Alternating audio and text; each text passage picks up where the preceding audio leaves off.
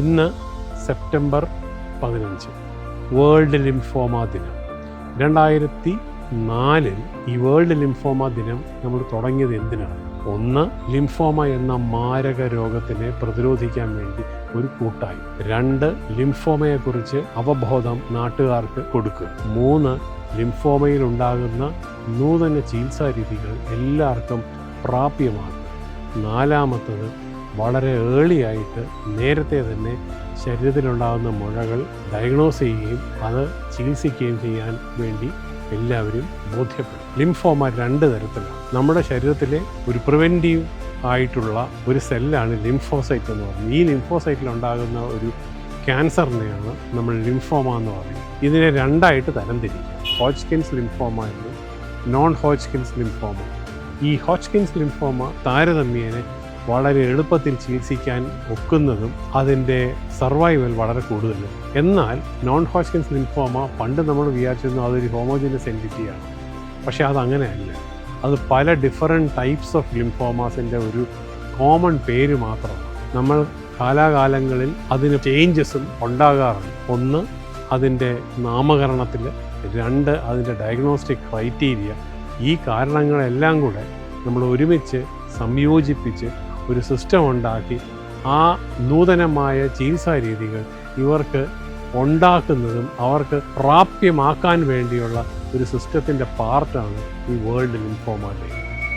നമ്മൾ non Hodgkin's ലിംഫോമാസിനെ 3ആയിട്ട് തരംതിരിക്കാം. Low grade, high grade. എല്ലാ ലിംഫോമകൾക്കും എല്ലാ ചികിത്സയും ഒരുപോലെ വേണ്ട. ഈ ചില ലിംഫോമകൾക്ക് ഈ വാച്ച്ഫുൾ വെയിറ്റിംഗ് എന്നുണ്ട്. അതായത് അവരെ വളരെ കാലം നമുക്ക് ഒബ്സർവ് ചെയ്തിട്ട് എന്തെങ്കിലും ഒരു ഇൻഡിക്കേഷൻ ഉണ്ടെങ്കിൽ മാത്രമേ അവർക്ക് ചികിത്സയ്ക്ക്. 2, അതിൻ്റെ കാലഘട്ടം. ഇൻ്റർമീഡിയറ്റ് ഗ്രേഡ് ലിംഫോമാസിന് അത് സാധാരണ ഒരു പ്രത്യേക കാലഘട്ടം, ഒരു 6 മാസത്തോളം മാത്രമേ ചികിത്സയ്ക്ക് വേണ്ടി വരികയുള്ളൂ. ഹൈഗ്രേഡ് ലിംഫോമാസിൻ്റെ കാര്യം വരുമ്പോൾ അങ്ങനെയല്ല. അത് വളരെ അഗ്രസീവായിട്ട് ചിലതിനെ നമ്മൾ ലിംഫോമയെ ലുക്കീമിയായിട്ട് ട്രീറ്റ് ചെയ്യുന്നത് പോലെ തന്നെ ട്രീറ്റ് ചെയ്യേണ്ടതായിട്ടും വരും. 2, പുതിയ നൂതന ചികിത്സാ രീതികൾ പലതും ഇതിനകത്ത്. 1, ഇമ്മ്യൂണോതെറാപ്പി. ഇമ്മ്യൂണോതെറാപ്പി എന്നാൽ നമ്മുടെ ശരീരത്തിലെ തന്നെ ഉള്ള ഇമ്മ്യൂൺ സിസ്റ്റത്തിനെ കൊണ്ട് നമ്മുടെ പ്രതിരോധങ്ങൾ ഉണ്ടാക്കുക. 2, ടാർഗറ്റഡ് തെറാപ്പി. അതായത് ഓരോ ലിംഫോമയുടെ പുറത്തുമുള്ള അതിൻ്റേതായിട്ടുള്ള സ്പെസിഫിക് ടാർഗറ്റ്സിന് വേണ്ടി ഗുളികകളും ഇഞ്ചക്ഷൻസും കൊടുക്കുക. ഉദാഹരണത്തിന് റിറ്റൂക്സിമാബ് എന്ന് പറയുന്ന മരുന്ന്. ഏറ്റവും അവസാനമുള്ളത് ബോൺ മാരോ ട്രാൻസ്പ്ലാന്റേഷൻ. ചില ലിംഫോമാസ് അവരുടെ ട്രീറ്റ്മെൻറ്റ് കഴിഞ്ഞ് ചിലപ്പോൾ 6 മാസം, 1 വർഷമോ 2 വർഷമോ കഴിഞ്ഞ് അത് തിരിച്ചു വരാറുണ്ട്. അങ്ങനെ തിരിച്ചു വരുന്ന ഈ രോഗങ്ങളെ സാധാരണ നമ്മൾ കീമോതെറാപ്പി കൊടുത്ത് നോർമൽ ആക്കിയതിന് ശേഷം അതിനും വരാതിരിക്കുവാൻ വേണ്ടി മജ്ജമാറ്റിവയ്ക്കൽ ശസ്ത്രക്രിയ ചെയ്യും. ഇതിനാണ് ഓട്ടോലോഗസ് ബോൺ മാരോ ട്രാൻസ്പ്ലാന്റേഷൻ എന്ന് പറയുന്നത്. ഇനി പുതിയൊരു നൂതന ചികിത്സയുണ്ട്. അതാണ് കാർ T-സെൽ തെറാപ്പി. അത് വളരെ നൂതനമായ ഒരു ചികിത്സാ രീതിയാണ്.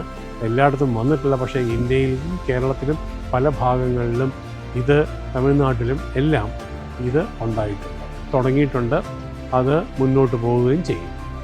സോ ഈ വക കാര്യങ്ങളും നൂതനമായ പല ചികിത്സാ രീതികളും രോഗികളെ ബോധ്യപ്പെടുത്തുവാൻ വേണ്ടിയും വളരെ നേരത്തെ തന്നെ ട്രീറ്റ്മെൻറ്റ് തുടങ്ങുവാൻ വേണ്ടിയും ഡയഗ്നോസ് ചെയ്യാൻ വേണ്ടിയും മാത്രമാണ് നമ്മൾ ഇങ്ങനെ സംരംഭത്തെക്കുറിച്ച് പറയുന്നത്. ഒരു കാര്യം എല്ലാവരോടും പറയണം.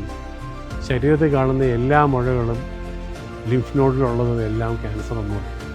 അത് ഒരു ബയോപ്സി ചെയ്ത് ഒരു ഡോക്ടറെ കണ്ട്, ഒരു ഓങ്കോളജിസ്റ്റിനെ കണ്ട് അതെന്താണെന്ന് തീരുമാനമെടുത്തതിന് ശേഷം മാത്രമേ നമുക്കതൊരു രോഗമായിട്ട് ചികിത്സിക്കാൻ.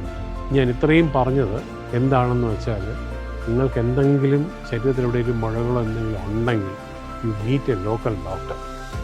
അദ്ദേഹം തീരുമാനിക്കും. അല്ലാതെ സ്വന്തമായിട്ട് അത് ഇതാകാം മറ്റതാകാം എന്ന് പറഞ്ഞ് താമസിപ്പിക്കുക. കാരണം താമസിച്ചാൽ ജീവന് തന്നെ അപായം ഉണ്ടാകാൻ സാധ്യതയുണ്ട്.